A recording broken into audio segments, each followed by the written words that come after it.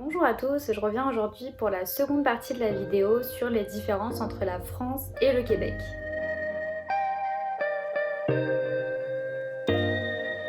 Les pharmacies, c'est complètement différent finalement de la France. En France, vous avez les pharmacies, donc vous y allez avec votre ordonnance ou pour prendre des produits sans ordonnance justement, et quelques soins de beauté par exemple. Ici, c'est vraiment des grands magasins. C'est un peu comme des drugstores finalement. Vous allez à la fois pouvoir retrouver donc vos médicaments sans ordonnance.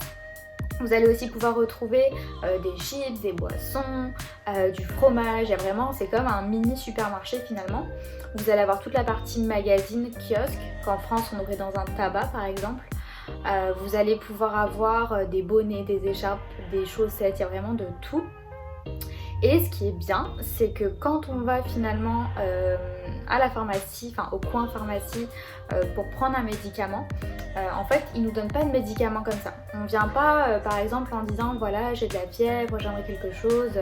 Non, ça marche pas comme ça. En fait on va prendre un espèce de mini rendez-vous. La personne va premièrement venir nous voir, elle va nous demander les symptômes obligatoirement, même si c'est quelque chose de mineur comme une coupure par exemple.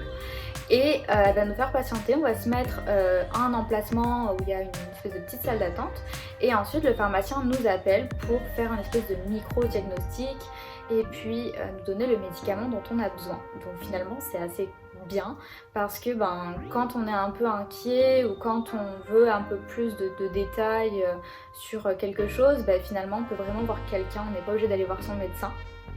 Parce qu'à savoir qu'ici, c'est assez compliqué de voir un médecin. Pour la petite info, ça fait 1 an et demi, comme je disais, que je suis ici. J'ai toujours pas pu voir quelqu'un.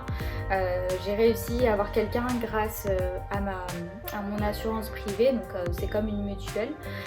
Et finalement, c'était par téléphone, donc ouais, c'est assez compliqué d'avoir quelqu'un directement ici. Ça prend pas mal de temps. Donc voilà, c'est vrai que l'option pharmacien est pas mal. Quelque chose à savoir aussi ici quand on arrive, c'est qu'on donne des tips, donc des pourboires obligatoirement en fait. Donc la norme veut que finalement ça rejoigne un petit peu le montant des taxes qu'on paye. Donc vu qu'ici c'est 15%, on se dit qu'à peu près on donne 15% de pourboire, voire plus si le service a été très bon. Mais il y a beaucoup de métiers comme par exemple la restauration qui vivent sur les tips. Donc forcément ils ont leur salaire à côté mais les tips les aident à vivre beaucoup mieux en fait. Donc c'est vrai qu'ici c'est pas assez bien vu comme en France. En France par exemple on va donner par exemple 2 € au café si on en a envie. Ici non, il faut donner le pourboire, sinon clairement on est très mal vu. Donc voilà, quelque chose à savoir. Donc après ça se fait pour tout, en restauration, en livraison, ça va être aussi chez le coiffeur par exemple, je sais pas, chez le tatoueur, ça va être vraiment partout. Il faut donner un tip. Il y a certains restaurants, donc il y en a quand même pas mal. Si vous marchez à Montréal, vous pourrez le retrouver assez facilement. C'est qu'il y a beaucoup de restaurants qui proposent l'option ramenez votre vin. Donc en fait c'est génial parce que souvent dans les restaurants le vin coûte cher, il n'y a pas forcément le vin qu'on veut. Donc en fait ici ce qui est bien c'est qu'on peut aller acheter sa bouteille de vin avant ou en ramener une qu'on a à la maison, forcément une neuve, et on l'amène au restaurant, on la pose sur la table et la personne va nous donner les verres en fait et puis on va pouvoir boire notre vin tranquillement. Donc c'est vraiment agréable, moi ça m'avait beaucoup surprise et au final je trouve ça génial en fait. En France on va pouvoir retrouver plein de choses en fait dans le même magasin, dans le même supermarché. Ici ça va être un peu plus compliqué, donc il y en a bien sûr comme Walmart par exemple, mais il y en a pas mal en fait où il va falloir faire ses courses à la fois pour les fruits et légumes quelque part, à la fois pour tout ce qui est nourriture de tous les jours autre part. Si on a besoin par exemple comme je disais d'acheter de l'alcool, va falloir aller encore autre part. Si on va vouloir acheter je sais pas des jouets pour son enfant, il va falloir aller encore autre part. Si on a besoin de soins spécifiques, il va falloir aller à la pharmacie. Enfin voilà, c'est assez... des fois, quand on a pas mal de courses à faire, il y a plusieurs magasins à faire, donc ça prend un peu plus de temps. Après, quand on est véhiculé, qu'on peut aller, comme je disais, par exemple à Walmart, c'est beaucoup plus simple, mais voilà, c'est quelque chose à savoir en tout cas. Par exemple à Montréal, je sais que j'ai rarement vu des scooters, alors qu'en France, c'est vrai qu'il y a des scooters partout. Ici ça va être beaucoup plus les vélos, on va croiser beaucoup plus de vélos. Il y a beaucoup de pistes cyclables qui ont été construites. Voilà, c'est vraiment aménagé pour privilégier les transports en commun et les vélos. Donc voilà, par rapport à la France, c'est vrai que c'est agréable parce qu'il y a beaucoup moins de bruit, c'est moins dérangeant on va dire. Donc voilà, quelque chose aussi que vous avez peut-être pu voir sur certaines photos par exemple, c'est que nous en France c'est les pigeons dans les rues, ici c'est les écureuils, donc c'est beaucoup plus mignon on va dire. Après moi je parle pour Montréal par exemple, parce que dans les autres villes je sais pas forcément, mais en tout cas voilà, ici il y a beaucoup d'écureuils, donc faut pas être étonné. Et on a aussi beaucoup de ratons laveurs en fait, un petit peu partout. Donc c'est pas hyper méchant mais c'est pas hyper gentil non plus, faut pas trop s'en approcher quoi. Donc si on en voit un dans la nuit qui est en train de fouiller une poubelle par exemple, il vaut mieux pas trop s'approcher de lui. En parlant des animaux justement, il faut savoir qu'ici avoir un chien ou un chat c'est un peu moins fréquent qu'en France, parce que souvent dans les locations en fait ils interdisent beaucoup plus les chiens et les chats. Donc je sais que moi par exemple j'ai du mal à trouver un logement avec mon chat en fait, mais il y a beaucoup de propriétaires aussi qui sont hyper d'accord pour les accepter, mais voilà, c'est beaucoup moins démocratisé on va dire. Donc après à savoir aussi, quand vous avez un chien, le chien, voilà, vous devez le sortir vraiment dans des endroits précis. Il y a vraiment des parcs à chiens, c'est vraiment dédié pour les chiens. Je ne vais pas détailler trop cette partie, mais c'est vrai que les prix des produits importés ici sont très chers, ce qui semble logique. Donc par exemple tout ce qui est fromage, vous allez pouvoir retrouver un camembert qui nous coûte peut-être 4 € en France à 8 à 9 $ ici. Donc ça fait cher, donc on n'en mange pas beaucoup on va dire. Après à savoir aussi qu'ici il y a pas mal de fromageries, de boulangeries, etc. Donc finalement les prix qu'on va payer en supermarché vont être quasiment les mêmes que si on allait dans une fromagerie.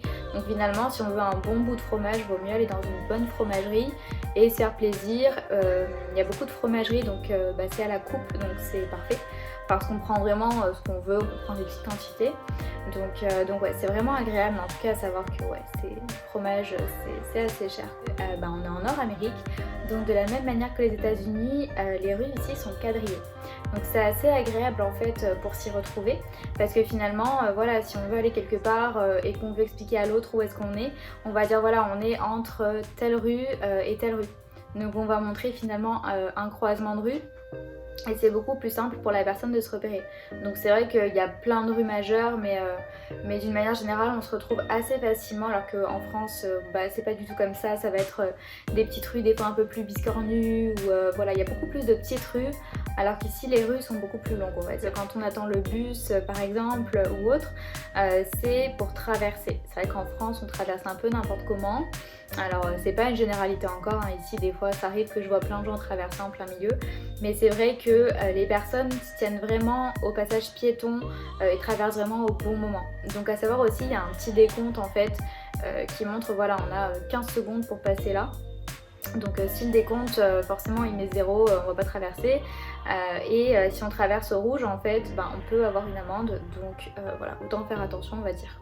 Donc quelque chose d'assez important ici finalement, c'est tout ce qui est au niveau des cartes de crédit et cartes de débit. Donc en France on a une carte, généralement une carte de débit, une carte bancaire, et ici en fait on a à la fois une carte de débit et une carte de crédit. Donc c'est assez différent, moi j'ai mis pas mal de temps à comprendre comment ça fonctionnait. Mais au final pareil, on s'y fait très rapidement.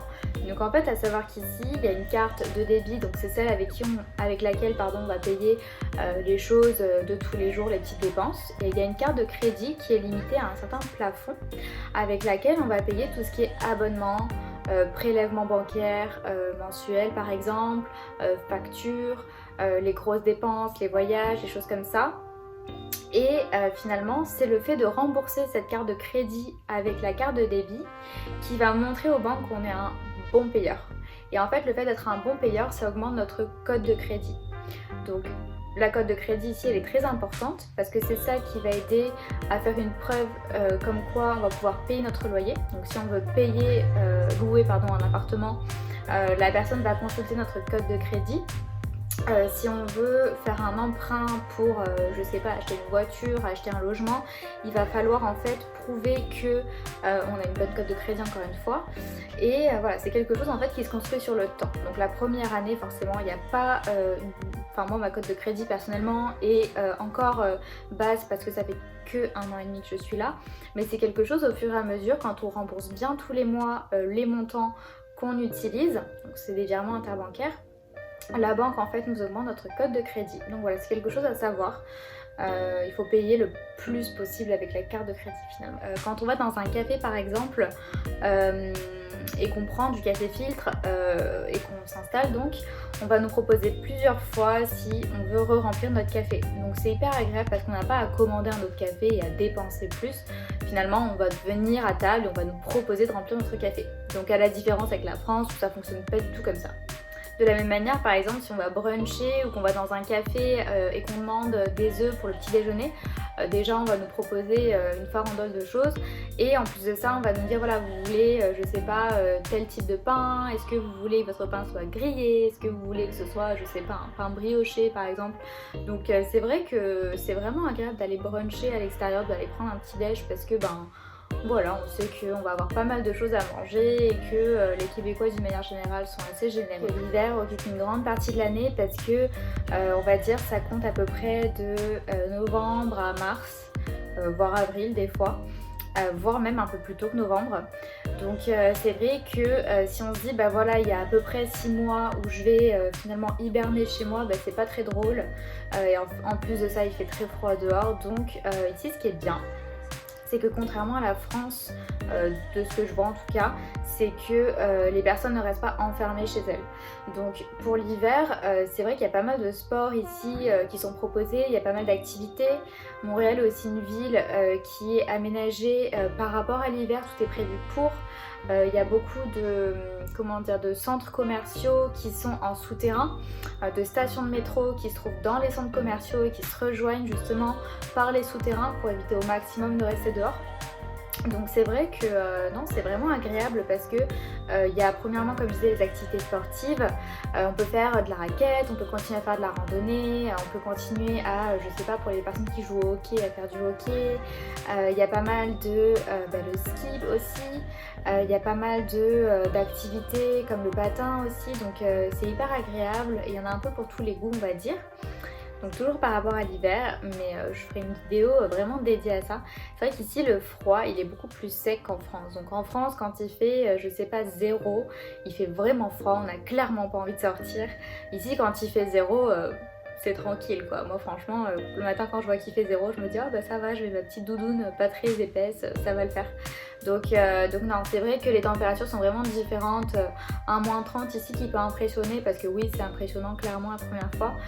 Finalement il est tout à fait supportable, faut juste être bien équipé quoi.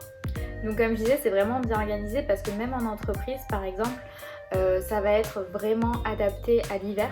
Donc il va y avoir des petits casiers pour mettre sa grosse veste d'hiver et pour mettre ses bottes, par exemple ses bottes de neige.